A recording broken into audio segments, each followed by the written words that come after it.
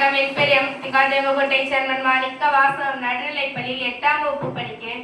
Sir சொல்லியிருந்தாங்க, மரம் வளர்ப்போம் மழை பெறுவோம் அப்படின்னு சொல்லியிருந்தாங்க. நம்ம மரம் வளர்க்கறதுனால அதிகமா நமக்கு மழை கிடைக்குது. அதனால நிலத்தடி நீர் நமக்கு நிறைய கிடைக்குது அப்படின்னு சொல்லியிருந்தாங்க.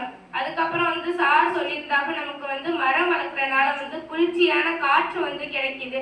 இப்போ நம்ம இங்க உள்ள இருக்கோம்னா இவ்வளவு மரம் இல்லைன்னா நமக்கு வெக்கையா இருக்கும். இவ்வளவு குளிர்ச்சியா இருக்கிறதுக்கு காரணம் மரம் தான். இதுதான் மரத்தோட பயன். நம்ம இந்த மாதிரி நிறைய பயன் நமக்கு கிடைக்கணும்னா நம்ம மரம் வளர்க்கணும் அப்படின்னு சொல்லியிருந்தாங்க.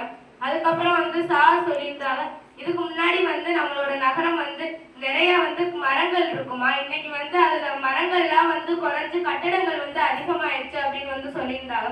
அதுக்காண்டி நம்ம நகராட்சியில இருந்து 32,000 மரக்கன்றுகள் நட சொல்லி இப்போ ஒரு நிகழ்ச்சி மாதிரி நிறைய ஸ்கூல்ல எல்லாத்துலயும் நட்டு வச்சுக்கிட்டு இருக்கோம் அப்படின்னு சொல்லியிருந்தாங்க.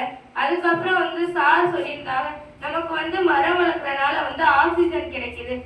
அது கார்பன் டை ஆக்சைடை உள்ள எடுத்துட்டு நமக்கு ஆக்சிஜனை கொடுக்குது, சுத்தமான காற்றை கொடுக்குது அப்படின்னு சொல்லியிருந்தாங்க.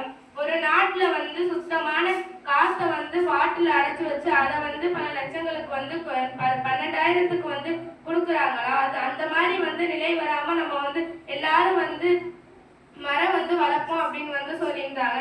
சார் சொன்ன மாதிரி இந்த மாதிரி ஒவ்வொரு இடங்கள்ல நம்ம போகும்போது அந்த இடத்துல ஒரு சின்ன செடியோ மரமோ அது வாடி போய் தண்ணி கிடைக்காம இருந்துச்சுன்னா நம்ம கையில தண்ணி இருந்தா ஊத்தணும், இல்லைன்னா பக்கத்துல பைப் இருந்தா புடிச்சு ஊத்தணும், இல்லைன்னா பக்கத்துல யாராச்சும் இருந்தா அவர்கிட்ட கேட்டாது ஊத்தணும். அந்த செடி தானே, அது போயிட்டு போதும் அப்படின்னு விடாம நம்மளும் தண்ணி ஊத்தணும் அப்படின்னு சொல்லியிருந்தாங்க. சார் சொன்ன மாதிரி இந்த தேவகோட்டை நம்மளும் ஒரு நல்ல மரங்கள் உள்ள நகரமா மாற்ற என்னால முடிஞ்ச உதவியை நானும் செய்வேன். நன்றி, வணக்கம்.